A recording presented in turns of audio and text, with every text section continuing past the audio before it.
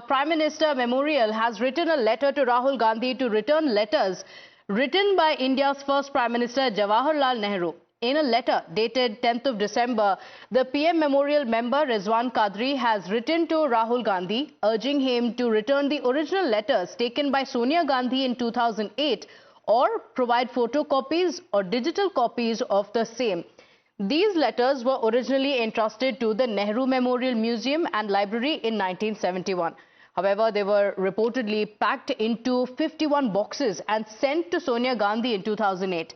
The collection includes correspondence between Nehru and several prominent figures, including Edwina Mountbatten, Albert Einstein, Jayaprakash Narayan, and others. Listen in. मैंने सितंबर 2024 को श्रीमती सोनिया गांधी जी को एक पत्र लिखकर request किया था कि आपके द्वारा प्रधानमंत्री संग्रहालय यानी कि पहले जो नेहरू मेमोरियल म्यूजियम लाइब्रेरी हुआ करता था, वहां से जो नेहरू कलेक्शंस में से करीबन 8 अलग अलग सेक्शंस के 51 कार्टून आपने विड्रॉ किए हैं, वो या तो संस्था को वापस लौटाए जाए या हमें उसे देखने की, स्कैन करने की परमिशन दी जाए या उसका कॉपी आपके द्वारा स्कैन कॉपी हमें उपलब्ध कराया जाए। हमने जब सोनिया गांधी जी को रिक्वेस्ट लेटर भेजा, ईमेल भेजा था, उनकी तरफ से कोई प्रत्युत्तर नहीं आया था। राहुल जी को भी भेजे, आज 3 दिन हुए, उनकी तरफ से भी ईमेल का प्रत्युत्तर नहीं है। उसी तरह हमने उनको पोस्ट से भी लेटर भेजा है। आशा करते हैं कि विपक्ष के नेता के नाते इस इशू के अंदर वो दखल देंगे और संशोधकों के लिए, हमारे जैसे जो काम करते हैं, उनके लिए ये चीज उपलब्ध कराएंगे। So this is the appeal that has been made. The BJP has raised questions regarding the missing letters written by India's first Prime Minister Jawaharlal Nehru. The BJP has accused Sonia Gandhi of deliberately hiding these letters. Listen in. See, it's astonishing, it is quite intriguing that what today we call as a Prime Minister Museum and Library, what in the yesteryears were called as the Nehru Museum and Library, in fact it possessed the letters written by Pandit Jawaharlal Nehru, the first Prime Minister of India, to Lady Edwina Mountbatten, to Jayaprakash Narayan ji, amongst other leaders of the world. So what was the reason that just before the decision of digitization of this letter in 2010, all these letters, otherwise they would have come to the public domain, they were retrieved by the Congress party and particularly Mrs. Sonia Gandhi. What was in the letter between Nehru and Edwina Mountbatten? What was the communication between Jayaprakash Narayan ji and Nehru ji? Was something which is of historical importance and the nation has every right to know it. And that's the reason as to why these letters were in government possession. Now, in the AGM of the meeting of the PMML member, Mr. Kadri, Rizwan Kadri, a known historian, has letter written to Rahul Gandhi. He has written in this letter that Mr. Rahul Gandhi should cooperate and should ask the then UPA chairperson Sonia Gandhi to return these letters to where it belongs to, that is the Prime Minister's Library and Museum. But now the Congress has demanded action against Rizwan Kadri. The Congress is questioning why the letter was sent to the party leader Rahul Gandhi instead of his mother Sonia Gandhi, who is also a member of parliament. The Congress has called it a political agenda aimed at diverting attention from the real national issues. Sir, Rizwan Qadri हैं जो कि prime minister library, national library के member हैं। उन्होंने राहुल जी को एक letter लिखा है जिसमें कहा है कि नेहरू जी के जो वो लेटर जो कि सोनिया गांधी के पोजीशन में है, उनको मेमोरियल में लाके पब्लिक करना चाहिए। उसके खिलाफ एक्शन होना चाहिए। सोनिया जी खुद मेंबर ऑफ पार्लियामेंट है, राहुल जी के बारे में राहुल जी को लिखने का क्या मतलब है? सीधे सोनिया जी को लिए ये सारा का सारा पॉलिटिकल एजेंडा है। पॉलिटिकल एजेंडा है, अडानी के ऊपर चर्चा ना करें, अडानी के ऊपर देश बात ना करें, देश को बर्बाद कर दिया, उसके ऊपर चर्चा ना हो, बस आप नई नई बातें करते रहिए। So what is the controversy all about? What is so special about these letters that's at the center of this entire controversy? To understand it better, we are joined by historian and PM Memorial member Rizwan Kadri, who has written this letter to Rahul Gandhi. Thank you so much for joining us. Mr. Kadri, I want to ask you on the letters of Pandit Nehru. Why have you written this letter to the leader of opposition Rahul Gandhi? And have you got any response to the letter that you had written previously to Sonia Gandhi?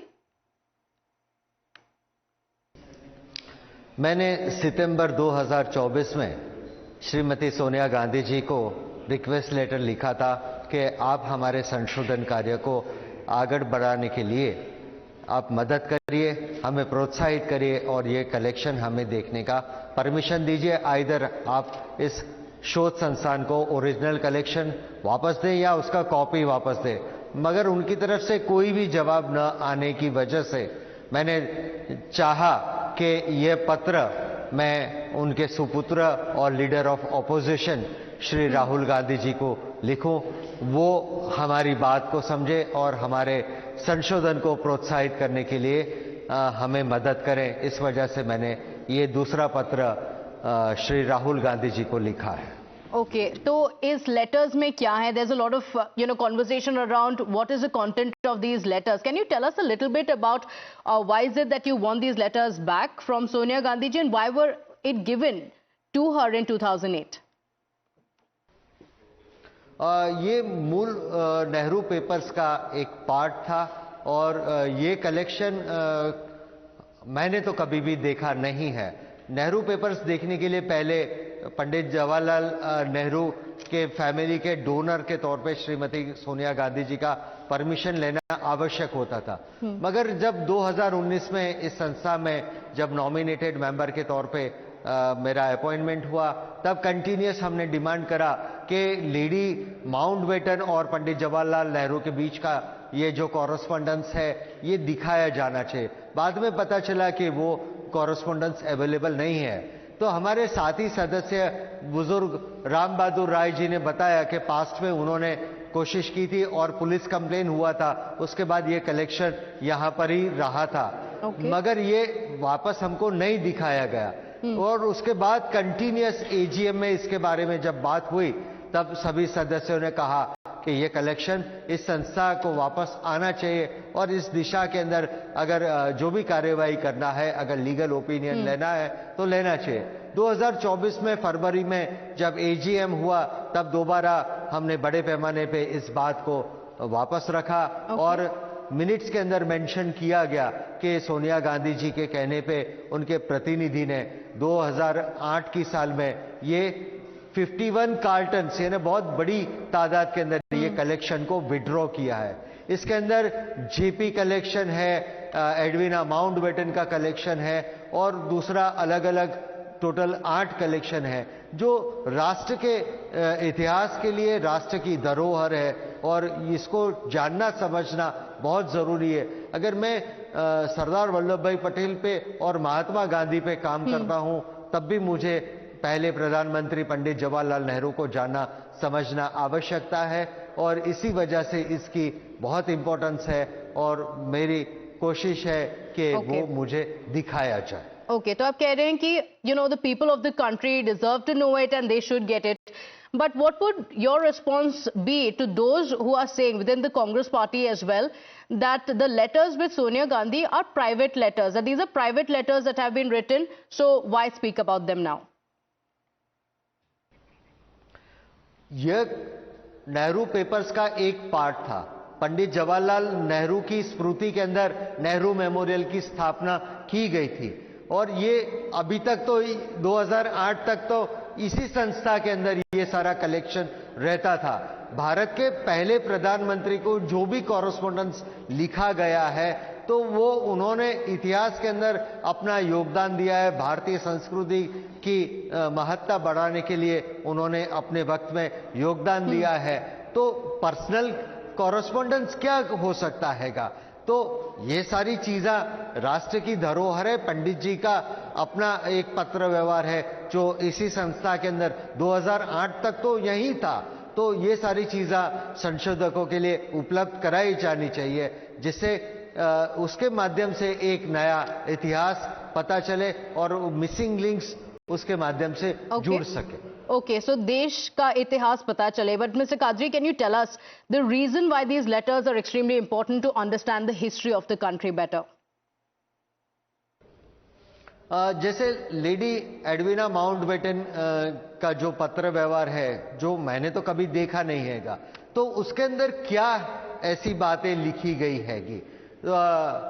जैसे सरदार papers को जब मैंने ध्यान से देखना शुरू किया हैगा तो उसके अंदर ऐसी बहुत सारी चीजें हमको देखने को मिलती हैगी कि जो मिथ्स हैगी वो एक डॉक्यूमेंट्री हिस्ट्री है कि जैसे फंडामेंटल राइट्स के लिए सरदार पटेल ने क्या किया था, सरदार पटेल ने डॉक्टर बाबा साहब आम्बेडकर को कॉन्स्टिट्यूएंट असेंबली में लाने के लिए क्या किया था। उन्होंने अपने बरसों के साथ ही दादा साहब मावलंकर को कहा था आपको अभी इसमें अपनी उम्मीदवारी नहीं करनी है, अभी तो सिर्फ डॉक्टर आम्बेडकर ही जाएंगे।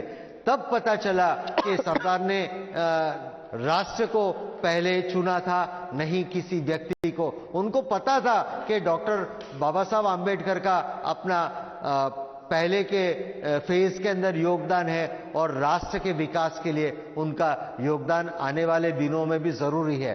तो उन्होंने अहमियत अपने साथी को नहीं दी, राष्ट्र को दी। तो इन पत्र, ये कॉरेस्पॉन्डेंस के अंदर ऐसी क्या क्या चीजें हैं जो उसका संशोधन करने के बाद ही पता चलेगा, और ये राष्ट्र के विकास के लिए, राष्ट्र की धरोहर के लिए जानना समझना हर संशोधन के लिए जरूरी होता है। ओके, लेकिन कादरी जी, आपने कहा कि ये लेटर्स थे म्यूजियम में 2008 से पहले। Why do you think that they don't want to return these letters to the museum when it was already part of the museum till 2008? ये तो मुझे पता नहीं हैगा, मगर मैं हमेशा रिक्वेस्ट करता हूं कि हमारे संशोधन कार्य को आप सफल बनाएं, और हमारी हर बात को हर जगह पे माना जाता है और कभी भी हमको निराश किया नहीं जाता है। हर जगह हमारी रिक्वेस्ट को मानकर रिसर्च मटेरियल प्रोवाइड किया जाता है, और हम पूरी सुरक्षा से उन्हीं के सामने बैठ के, उन्हीं के आंगन में बैठ के संशोधन कार्य करते हैं। या जो भी नोट्स लिखना है, अगर हमें उसका कॉपी नहीं देते तो हमें पढ़ने की इजाजत दी जाए।